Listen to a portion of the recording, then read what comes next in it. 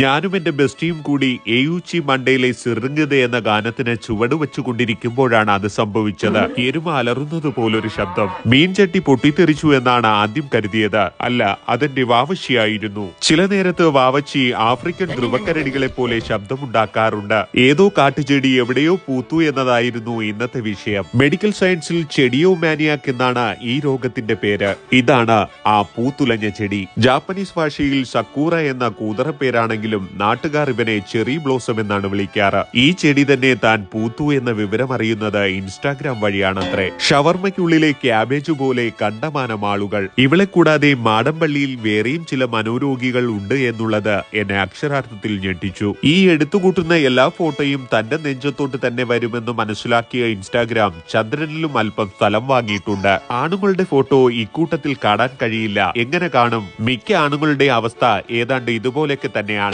രണ്ടാം ലോക മഹായുദ്ധത്തിന് ശേഷം കാനഡ ജപ്പാനോട് കാണിച്ച സ്നേഹത്തിന് പെരുത്ത നന്ദി സൂചകമായി ഇന്നാ പിടിച്ചോ എന്നും പറഞ്ഞു നൽകിയ 2000 സക്കൂറ തൈകളാണ് പല സ്ഥലങ്ങളിലായി പൂത്തുലഞ്ഞു നിൽക്കുന്നത്. വർഷത്തിൽ ഒരു തവണ മാത്രമാണ് ഈ ചെടി പൂക്കാറ്. ഈ പിഞ്ചു മനസ്സുകൾക്ക് ചെടിയോടുള്ള സ്നേഹം കാണുമ്പോൾ ആഴ്ചയിൽ 2 വട്ടമെങ്കിലും പൂത്താൽ കൊള്ളാമെന്ന് ഞാൻ ആഗ്രഹിച്ചു പോവുകയാണ്. ഇവന്മാർക്ക് ഇതിനു പകരം വല്ല കാച്ചിലോ കിഴങ്ങോ നട്ടിരുന്നെങ്കിൽ നമ്മൾ ആണുങ്ങൾക്ക് ഈ ഗതി വരില്ലായിരുന്നു. പട്ടിയും വിട്ടുകൊടുത്തില്ല.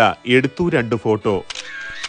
ഇതിൽ നിന്ന് അല്പം ആശ്വാസത്തിനു വേണ്ടി നാട്ടിൽ അമ്മയെ ഒന്ന് വിളിച്ചു. കുടുംബശ്രീയുടെ പേരും പറഞ്ഞ് ആ പഞ്ചായത്തിലെ മുഴുവൻ ചെടിയും ഒടിച്ച് കയ്യിൽ വച്ചിട്ട് പറയുകയാണ്, ആ പുറകിൽ നിൽക്കുന്ന ചെടിയുടെ ഒരു കൊമ്പൊടിച്ച് ആരുടെയെങ്കിലും കയ്യിൽ കൊടുത്തുവിടാൻ. അമ്മയായിപ്പോയി, അല്ലെങ്കിൽ കണ്ണും കെട്ടി ചാക്കിലാക്കി ഞാൻ ആമസോൺ കാട്ടിക്കൊണ്ടുവിട്ടേനെ.